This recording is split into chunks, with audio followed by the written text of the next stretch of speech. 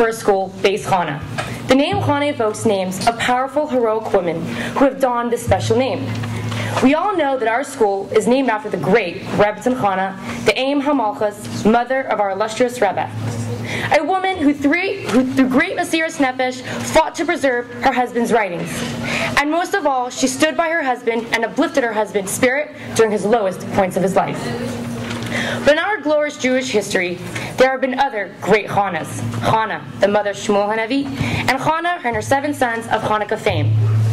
Each one of them were such great powerhouses of strength for Yiddishkeit that our actions have become the cornerstones of how we, as women, all have to live our lives as Jewish mothers and be pillars of examples for the Yiddish people. Tanakh recounts how Chana wanted a child. Every mother wishes to hug, hold, and kiss their children. But Chana prayed to Hashem with an entire different desire. She wanted to have a child to bring up in the path of Torah. She promised to make sure her child would dwell in the house of Hashem. He would be raised and surrounded by the great Kohanim and other leaders of Yiddishkeit. That was her promise to Hashem, and that was going to be her true nachas. Hashem answered her prayers, and she gave birth to the illustrious Shmuel Hanavi. Almost 800 years later lived another great Chana. She had plenty of sons, in fact 7. Each son was brought up with a powerful chinuch and understanding of Yiddishkeit.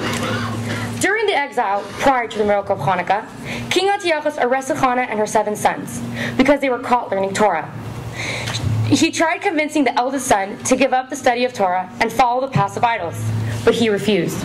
The king killed the young man and turned to each one of them. One by one, the sons were Moshe Nefesh and killed all Kiddush Hashem, until they came to the youngest son. The young child understood from his Torah's teaching that he must give up his life for Yiddishkeit. Chana watched how each one of her children held fast to Yiddishkeit. What pain this would be to a mother. But Chana also saw the nachas. Her children had a strong foundation and love for Yiddishkeit. Chana cried out to heavens and said, Avram Avinu brought up one son onto the altar for Hashem, but I, Chana, have given all 7 of mine. She then jumped to her death and today is buried with all her holy sons in Sfas, near some of the greatest tzaddikim. Beis Chana has taught me how to be a student of these 3 righteous Chanas. Chana, the mother of Shmuel, prayed not just to have children, but to have children that will linger in the hallways of the Rebbeim. Chana, the mother of 7 sons, worked hard to make sure her children loved Yiddishkeit to the point of Mesiras Nefesh. She taught them that there was no compromise in Yiddishkeit.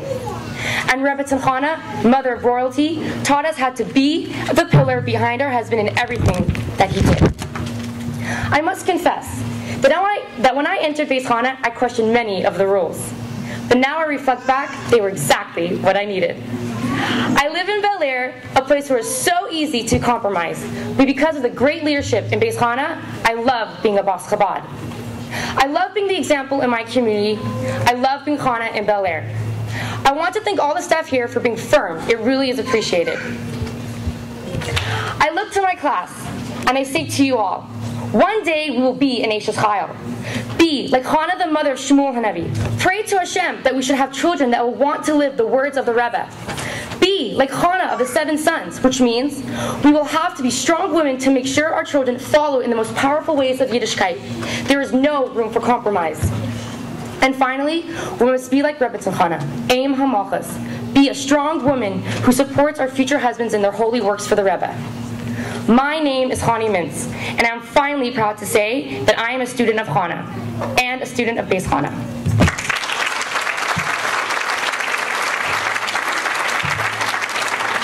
Thank you.